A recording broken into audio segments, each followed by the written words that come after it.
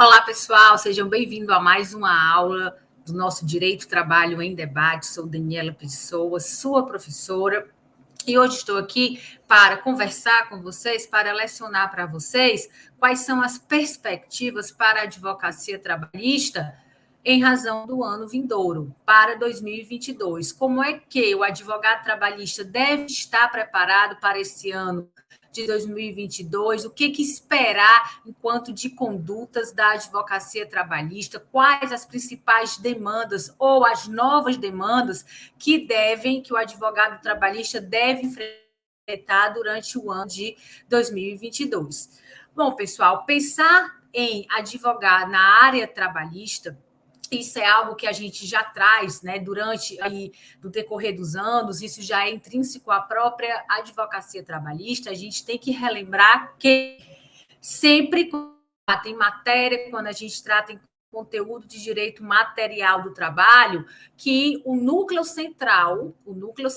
das lides trabalhistas sempre é a relação de trabalho. Então, todas as temáticas inerentes a essa relação de trabalho vão movimentar o judiciário trabalhista no ano de 2022, em especial a relação de emprego. Quando a gente fala em relação de emprego, a gente está falando na figura típica do empregado e do empregador. E quando a gente vai caracterizar essas figuras típicas, a gente vai buscar a regulamentação na consolidação das leis do trabalho, lá no artigo 2º e no artigo 3º da consolidação das leis do trabalho. Lá no artigo 2º da CLT, eu tenho a definição do que é o empregador e bem como, né, do grupo econômico, aquele grupo que é integrado por várias empresas. Já no artigo 3º, eu tenho os requisitos que vão caracterizar, que vão qualificar o empregado, que é aquela pessoa física que trabalha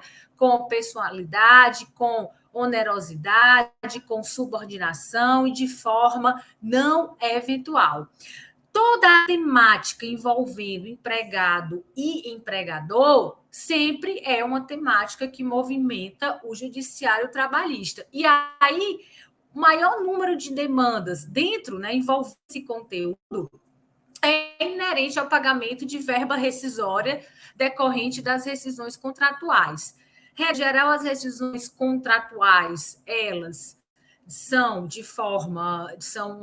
caracterizam-se como uma rescisão contratual sem justa causa, sem a devida motivação, onde o empregador não paga as respectivas verbas rescisórias. O maior número de processos que tramitam na Justiça do Trabalho envolve essa questão do pagamento de verbas rescisórias, e para isso você tem que saber que, diante de uma rescisão contratual sem justa causa, as verbas rescisórias típicas que são devidas seriam um aviso prévio, 13º salário vencido e proporcional, férias vencidas e proporcionais, saldo salarial, os depósitos mensais de FGTS, bem como as multas fundiárias e a questão da habilitação do empregado no seguro-desemprego, caso este empregado preencha aí os respectivos requisitos. Então, saber, primeiro, a motivação da rescisão contratual e quais as verbas que decorrem de cada tipo de rescisão contratual é fundamental para uma boa atuação do advogado trabalhista em 2022. Após, né,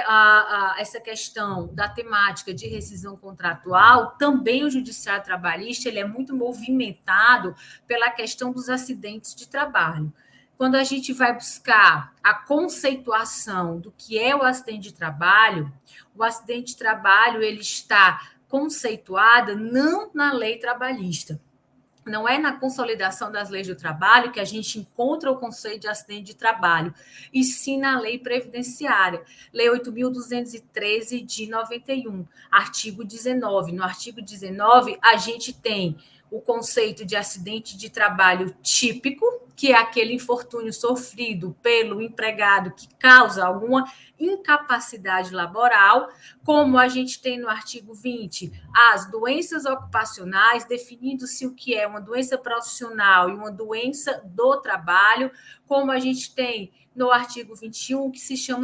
chama-se acidente por trabalho, acidente de trabalho por equiparação. E no artigo 21, por exemplo, vai entrar a questão do acidente sofrido pelo empregado no local da prestação de serviço por conta de ato de terceiro, bem como a questão do acidente de trajeto.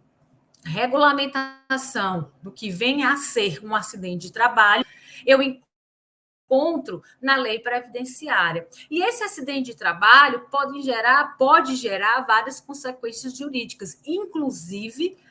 no âmbito penal. No âmbito, né, do direito privado, civilista, é mais comum que as matérias que se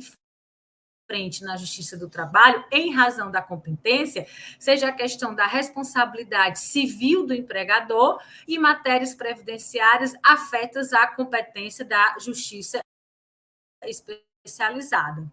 No campo da responsabilidade civil do empregador, é mais comum titulações a título de indenização de dano material e de dano moral por conta do ilícito praticado pelo empregador. E onde é que eu vou encontrar a fundamentação para justificar uma condenação a título de dano moral ou de dano material na Justiça do Trabalho? Eu vou encontrar essa fundamentação no Código Civil. Se, no caso, eu vou buscar uma reparação por um ato ilícito, a minha fundamentação jurídica vai ser no artigo 927 do Código Civil, que diz que aquele que, por ato ilícito, causar dano a outrem, fica obrigado aí a repará-lo. Lá no artigo 949 do Código Civil, eu vou encontrar quais são as modalidades do dano material. O ressarcimento a título de dano material vai se dar como danos emergentes e como lucros cessantes. Danos emergentes, né, os gastos imediatos efetuados pelo empregado em razão do infortúnio sofrido, os lucros cessantes referentes àquilo que o empregado deixou de ganhar em razão dessa incapacidade que pode ser definitiva ou temporária. A minha fundamentação eu vou encontrar no artigo 949 do Código Civil ou no artigo 950 do Código Civil, que prevê a questão do pensionamento no caso de incapacidade permanente para o ofício que o empregado desempenhava, antes de sofrer, respectivamente, o acidente de trabalho. No campo da indenização, dano moral, a gente tem, né, o questionamento em relação àquele capítulo seletista que trata do dano extrapatrimonial, que foi o capítulo seletista incluído na consolidação das leis do trabalho por meio dos artigos 223A a 223G da CLT, onde a gente tem a questão de toda a constitucionalidade, essa discussão em relação à tarifação do dano moral. A CLT pretendeu, no caso, estipular padrões máximos para fins de quantificar essa reparação a título de dano moral, e isso envolvendo, né, uma única espécie a título de dano extrapatrimonial, englobando, inclusive, danos estéticos e danos existenciais. Existe o questionamento acerca da constitucionalidade desses dispositivos da consolidação da lei do trabalho, além de limitar valores máximos para fins de indenização, conforme o grau de culpa do empregador. Aí a gente tem uma nítida afronta, sim, eu entendo e me posiciono pela inconstitucionalidade dessa tarifação, em razão do que dispõe o artigo 5º da Constituição Federal, uma vez que o artigo 5º da Constituição Federal, enquanto direito fundamental, estabelece que a reparação ela deve ser proporcional à respectiva ofensa, ao respectivo dano. Então, não tem como a gente está tarifando essa indenização aí por dano moral, porque vai depender muito muito do grau de culpa do respectivo empregador e da proporção desse dano. E, pessoal, para 2022, o que é que eu observo? Eu observo que será um ano imprescindível para se resolver, primeiramente, a questão do vínculo empregatício, se há ou não vínculo empregatício entre o aplicativo e o respectivo prestador de serviços por meio desse aplicativo. A gente tem, no caso, como um precedente inicial, o caso da Uber. Sabemos que o Tribunal Superior do Trabalho, por meio de turma, já se manifestou no sentido de não haver vínculo, não existir vínculo empregatício entre o respectivo prestador de serviço e o aplicativo, mas no fim do ano, deste ano de 2021, o que nós visualizamos? Nós visualizamos uma tendência da terceira turma do Tribunal Superior do Trabalho, capitaneada pelo ministro Maurício Godinho Delgado, no sentido, sim, de reconhecer esse vínculo empregatício entre o aplicativo e o prestador, abrindo espaço para essa discussão. Então, a gente pode ter um precedente importantíssimo firmado logo no início do ano de 2022, nessa questão de vínculo empregatício entre o aplicativo e o respectivo prestador de serviço, e nós já temos posicionamento do Tribunal Superior do Trabalho também por meio da terceira, muito claro, no sentido de ser da competência da Justiça do Trabalho, esse questionamento em relação à responsabilidade civil do aplicativo por dano causado ao respectivo prestador do serviço. Isso é importantíssimo, porque a gente já, em razão da definição dessa competência, com fundamento no artigo 114 da Constituição Federal, o Tribunal Superior do Trabalho, por meio da terceira turma, reconhece que há uma relação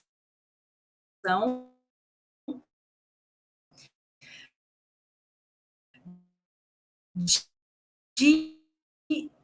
trabalho entre o prestador e de oferta de oportunidades para esse prestador, e sim um contrato pautado numa prestação de serviços, ou seja, qualificando como uma relação de trabalho o serviço que o prestador ele realiza para com o aplicativo. E mais, o Tribunal Superior do Trabalho, por meio da terceira turma, reconhece que o serviço prestado por esse motorista, no caso da Uber, ele é um serviço de transporte de pessoas com fundamento no artigo 735 do Código Civil, né, prevendo a responsabilidade contratual do transportador por acidente com passageiro, no sentido de não ser lidida por culpa de terceiro contra o qual tem ação regressiva. O PST, ele, por meio da nossa corte, por meio da terceira turma, entende que o serviço ofertado pela Uber, ele é um serviço de transporte e não um serviço de oportunidades. Não é a Uber que oferece oportunidade ao motorista, e sim a Uber está contratando, está oferecendo, por meio desse motorista, um serviço de transporte. Assim, vai ser qualificado no contrato de transporte com base no artigo 735 do Código Civil, para quê? Para se entender que a responsabilidade civil da Uber, do aplicativo, por dano causado a esse motorista, é uma responsabilidade civil objetiva, por conta do risco que esse motorista é exposto no decorrer da prestação de serviços. Esse precedente, pessoal, da terceira turma, abre aí um leque leque de oportunidades para a advocacia trabalhista em 2022, porque o TST define como sendo uma relação de trabalho, essa relação prestador de serviço e o aplicativo, o Tribunal Superior do Trabalho em relação ao transporte, aqueles motoristas, aqueles serviços prestados a título de transporte, reconhece que encontra essa qualificação civil como um contrato de transporte de pessoas e ainda vai um pouco mais além no sentido de, no caso, definir a responsabilidade do aplicativo como sendo de danos causados a esse,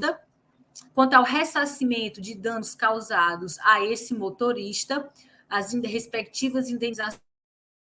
por dano material e dano moral, quando esse motorista sofre algum infortúnio no decorrer dessa prestação de serviço. Enquanto novidades de demandas no judiciário trabalhista, entendo eu que a gente vai aí sofrer, a gente vai vivenciar uma mudança de paradigma no que tange a qualificar essa relação aplicativo e motorista, aplicativo e prestador de serviço como relação de trabalho, e aí as consequências daí advindas, indo um pouco mais além, ou para se definir uma prestação de serviço nos moldes civilistas, ou até uma relação de emprego nos moldes do artigo 3º da CLT, terceira turma do TST já vem se posicionando nesse sentido, o que demanda o quê, pessoal? Vai demandar aí uma posição majoritária do TST e no que tange a responsabilidade civil em relação ao dano causado a esse prestador. Que aí a terceira turma já definiu, sim, como sendo a Justiça do Trabalho competente e como sendo a responsabilidade civil de ordem objetiva. Para isso, pessoal, reassume, enquanto há uma boa advocacia trabalhista, ressurge, no caso, a necessidade do advogado, para além de conhecer o direito material,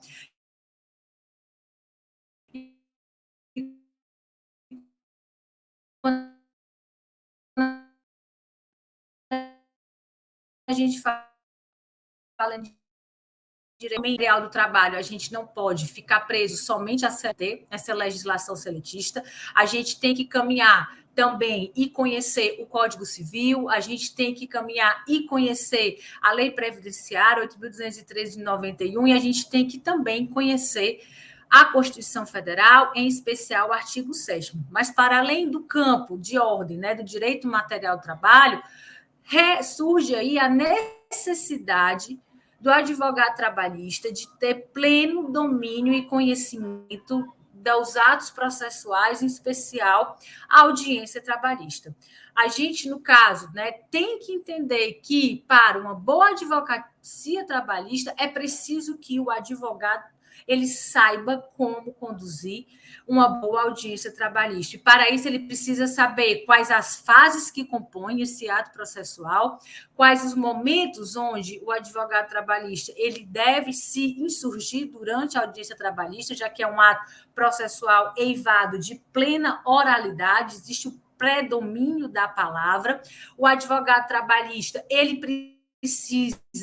necessariamente saber dominar as técnicas de conciliação, as técnicas de instrução processual, e aí vai conhecer desde os meios de prova, quais são os meios de prova que estão disponíveis para serem utilizados em relação aos direitos que foram postulados, bem como, como saber instruir o processo, no sentido de saber, se for a opção pela prova oral, quais as perguntas destinadas à testemunha, se a opção for pela prova pericial, quais os quesitos a serem formulados para o respectivo perito, em relação à prova documental, o que e como se impugnar determinado documento. Então, tem essa necessidade que a gente chama do advogado trabalhista de saber instruir o processo, instruir em audiência, Uma vez que o direito pode ser bom, mas se o direito não for provado, provavelmente o pedido ele não será deferido. E essa questão comportamental do advogado durante a audiência trabalhista, como se reportar ao juiz, como se comportar em cada fase dessa audiência trabalhista, conhecer. Palavra de ordem é conhecer e dominar toda essa prática de audiência trabalhista. Não tem como a gente pensar em um advogado trabalhista, né, com êxito, se ele não souber a parte processual. E a audiência trabalhista é o coração do processo de conhecimento do trabalho. Não dá para a gente pensar em uma demanda vitoriosa se o advogado não conhecer a audiência trabalhista. E aí, pessoal, tem duas temáticas também associadas ao campo do direito processo material do trabalho, que o advogado deve estar preparado para lidar com essas questões em 2022, é a questão do teletrabalho, sem sombra de dúvidas. Houve uma mudança no perfil da forma de se trabalhar, e aí esse pessoal que foi colocado no teletrabalho continuou no teletrabalho e encontra-se ainda no teletrabalho. E a questão do compliance trabalhista. A questão, pessoal, da revisão dos regulamentos internos, a questão da advocacia consultiva, no sentido de o empregador entender a importância de administrar as dinâmicas internas inerentes, né, à sua atividade econômica, em especial uso de rede social, em especial controle de jornada, em especial prevenção, política, né, de prevenção de acidente de trabalho. Então, a gente chegou no momento fático, né, social, onde o empregador ele tem que estar se preocupando com essa reorganização interna, em especial diante de toda essa tecnologia que é colocada, que a gente vivencia diante aí da evolução dos tempos, né? Então, controle de jornada, prevenção de acidente de trabalho, o uso de rede social, isso aí são questões que devem ser enfrentadas internamente pelo empregador, até no sentido de evitar demandas trabalhistas, né? Então, o que esperar de 2022 para a advocacia trabalhista? Vai ser um ano de muito trabalho. Eu não tenho dúvidas, né, de que várias oportunidades, e isso já é uma crescente, agora em 2021 a gente já vivenciou uma crescente em números de processos, isso vai continuar em 2022, em especial com essas duas decisões, paradigmas aí, novas da terceira turma do TST, para além de todas as demandas corriqueiras que o Judiciário Trabalhista já enfrenta, como as demandas típicas de decisão contratual, como as demandas de acidente de trabalho, vai se chegar aí questionamentos referentes à relação empregatícia, possibilidade de reconhecimento da relação empregatícia entre aplicativos e prestadores, e bem como as consequências jurídicas da responsabilidade civil desses aplicativos, isso já consagrado a responsabilidade objetiva no caso da Uber. Para tanto, o advogado trabalhista deve também estar preparado no campo processual, em especial na temática a audiência trabalhista. Então, é procurar se qualificar, é procurar dominar não só o direito material, mas com todas as técnicas de audiência trabalhista, de forma que o advogado possa estar alcançando aquele reconhecimento e sucesso profissional no decorrer do ano de 2022. De minha parte, né, contem comigo, será um prazer sempre qualificá-los e contribuir aí por meio da partilha desse conhecimento, de forma que, como eu sempre digo, nós estamos preparados, o conhecimento é algo constante, né, e a gente está sempre reciclando, e a gente vai estar, sim, enfrentando todas essas questões que os novos tempos demandam. Um excelente 2022 é o que eu posso desejar para todo mundo. Muito trabalho, muito sucesso e muito reconhecimento profissional. Contem comigo, meu forte abraço.